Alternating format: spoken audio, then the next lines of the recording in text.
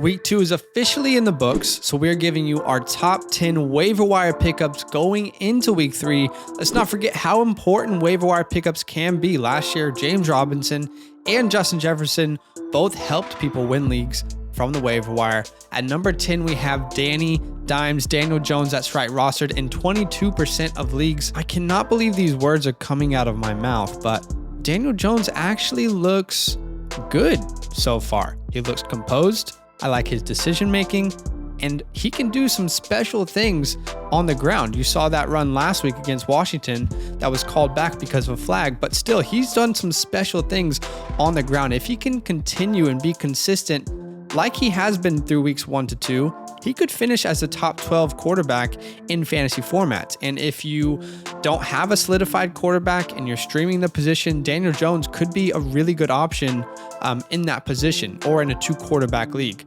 I'm not spending any more than 5 to 10% of my FAAB, but his next matchup against the Atlanta Falcons is very friendly if you are looking to stream the position. At number 9, we have KJ Osborn out of Minnesota, who is rostered in 28% of leagues.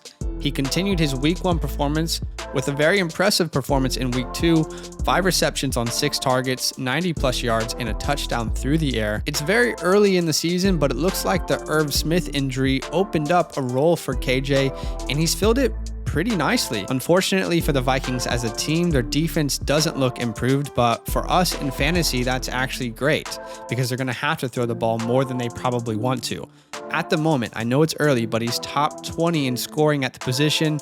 I'm not spending any more than 5% of my FAAB because it's just, there's no consistency just yet. But if you're looking for a flex or a wide receiver, this is a guy I could be looking to pick up. His next 2 games versus Seattle and versus Cleveland. At number 8, we have Derek Carr, who is rostered in 29% of leagues. If you're in a 2 quarterback league or if you're streaming the position, Carr could be a really good option. Are the Raiders legit? I have no idea. But what I do know is Derek Carr has been balling. And as much as John Gruden wants to be a ground and pound team, if Derek Carr can do this and they're winning games because of it, expect John Gruden to continue to let Derek Carr cook. We say let Russ cook, let Carr cook. He's looked good so far from weeks 1 to 2. I know it's early, but as of right now, he's the 8th highest scoring quarterback on the year. And in the AFC West, he's going to play against a lot of very good offenses. So they're going to have to throw the ball to win games. He's a guy I'm looking to pick up in a 2 quarterback league, or if I'm streaming the position. His next 2 games versus Miami and at the Chargers. Versus Miami probably scares some people, so you could pick him up. I'm not spending any more than 10% of my FAAB though on Derek Carr. At number 7, we have Tim Patrick, who's rostered in 35% of leagues. We had him on the list last week as well. He comes into week 2 and pretty much puts up the same stat line that he did in week 1. 3 receptions, just under 40 yards, and a touchdown. This is by no means a sexy pickup. Tim Patrick fills a need for your team, and that need is a wide receiver 2 or a flex. Next week, they play the Jets, which is a good matchup for him. He has been on the field for a very high percentage of snaps, and at the end of the day, what do we say? In fantasy, opportunity is king. He plays the Jets next week, so if you need a flex option, Patrick could be a good pickup. At number 6, we have Henry Ruggs, as we like to call Henry Hugs on this channel, who is rostered in 61% of leagues. This is probably one of the more riskier pickups this week because Ruggs has never been consistent since he's entered the league.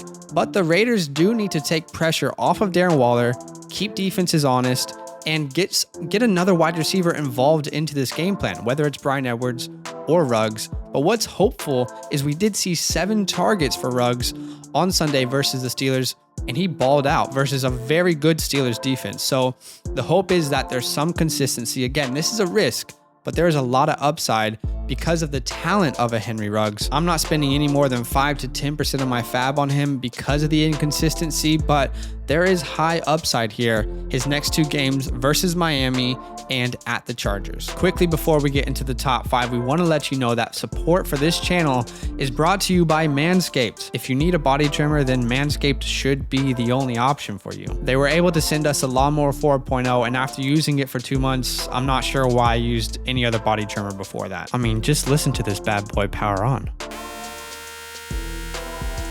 Join over 2 million men who trust Manscaped with this exclusive offer from us for you. Use the code FL20 for 20% off plus free shipping at manscaped.com. At number 5, we have JD Mckissic, who is rostered in 39% of leagues. In week 1, he wasn't involved at all.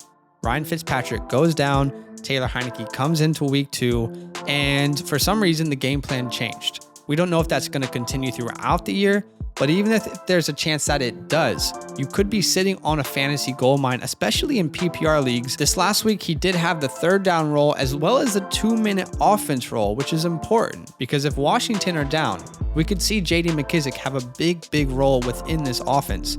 He also got the goal line rushing touchdown, which infuriated every Gibson owner. Look, we don't know if this is going to continue. It's 1 week without him. It's the 2nd week he's heavily involved. Let's not forget that Mckissic was a league winner last year, and maybe that trend continues, maybe it doesn't. I'm willing to spend 10, maybe 15% of my FAAB if you really need a running back on Mckissic, just because of the upside that's there. His next 2 games at Buffalo and at Atlanta. At number 4, we have Kenneth Gainwell, who is rostered in 51% of leagues. He was on the list last week. Here's the good news.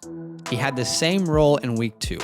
Here's the bad news. They played a much better defense in San Francisco, and most of this Eagles rushing attack and passing attack was pretty well under control against the Niners. We expect the Eagles to continue to utilize Gainwell and maybe even get him a little bit more involved in some creative ways. This team needs some athletic players to make plays. I mean, there's not like there's this big line of players ahead of him that is going to take opportunities away. We don't want this to happen, but if Miles Sanders does go down, then Gainwell has top 24 upside at the running back position each week. I'm willing to spend 15% of my FAAB to pick him up his next 2 games at Dallas and versus Kansas City. So in PPR leagues, you could see Gainwell get quite a few receptions in these next 2 weeks. At number 3, we have Cordarelle Patterson, who is rostered in 16% of leagues. In week 1, he was effective on the ground. In week 2, he was effective through the air, 5 receptions and a touchdown. Mike Davis is still out snapping Patterson, but his role looks like it's going to continue to grow.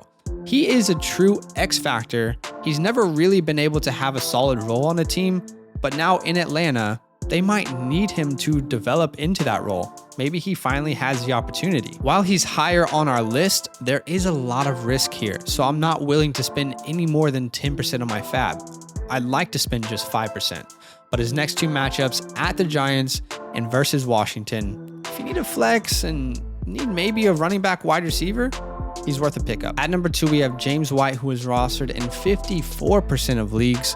The Patriots have made it very clear.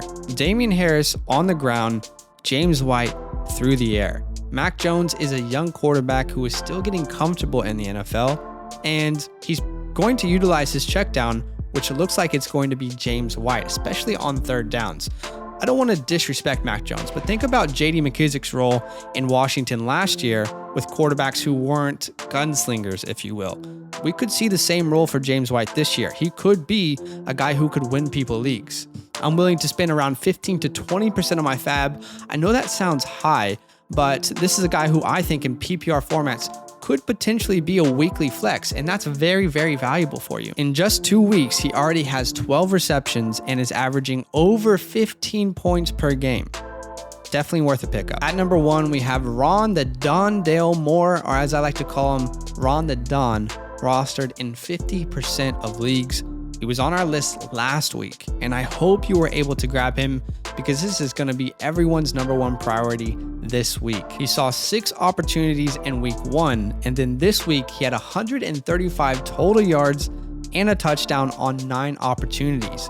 We expect his role to continue to grow. It looks like Cliff Kingsbury is getting him involved in some pretty creative ways. Jet sweeps, screen passes. They could potentially use him out of the backfield. He's an insane athlete, and he's actually unlocking a part of Kyler Murray's game that we haven't seen just yet. He's been extremely efficient with his touches, and we expect his role to continue to grow. If it does continue to grow, in a very good offense with Kyler Murray, who's a top 3 quarterback, you could be sitting on a gold mine here. I'm not going to say he's the Justin Jefferson of last year, right? Jamar Chase looks great, but everyone knows about Jamar Chase. But Rondale Moore could be a league winner this year that we're all sleeping on. You might think that's an overreaction, and I get it.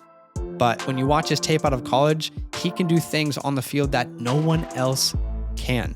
I'm willing to spend 20 to max 25% of my FAAB. I know that's high, but if you need a wide receiver or a flex, Ronda Don, as I like to call him, could actually win you your league this year. There is risk.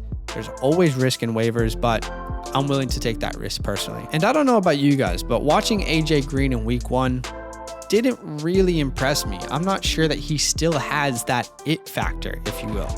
The Cardinals play the Jacksonville Jaguars this week, so if you wait to get him next week, he's probably not going to be available. Before we finish, the following players should already be rostered, and that's why they're not on this list. Darnell Mooney, Tony Pollard, Zach Moss, and Sterling Shepard. These players should already be on rosters. That's why we didn't add them. So what do you think about this list? Is there anyone that you're grabbing or that you might have dropped in week 1 or really wanted to draft but you just didn't? Let us know in the comments. Yo, what's good? Thanks for watching. We got a lot more videos. A lot more. If you want more videos. Watch now, it. You can also subscribe. Right now. If you want to. You need to. And lastly, don't forget that you can sign up to support the show and get exclusive content by going to patreon.com/fantasylandfam.